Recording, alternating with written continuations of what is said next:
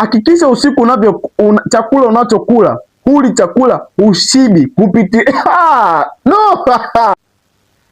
Wanasema unaweza ukawa unashangaa unashtuka sana usiku, ujui shida ni nini. Sawa, leo nitakwenda kukwambia njia ambazo ili ufanye usishtuke usiku. Kushtuka usiku sio kwamba labda ni ujanja, sio kwamba labda ni machale. Hivyo ni vitu ambavyo vinakuwa vinakuamsha wewe usiku.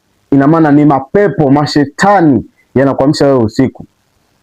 Sasa kuna vitu vya kufanya ili usiwe unashtuka usiku, kwa sababu yale ni mapepo yanakuwa yalitumwa kwako wewe kuja kukusumbua usiku. Ni mapepo ambayo yanasumbua watu usiku wakiwa wamelala.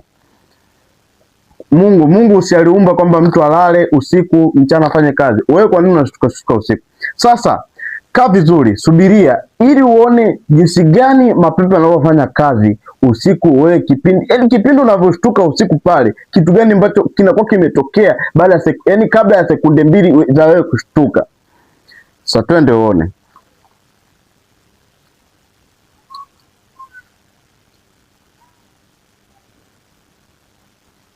Sasa wanasema hivi, utakapoona unashtuka usiku mara kwa mara sana, kuna pepo linaitwa Aljet.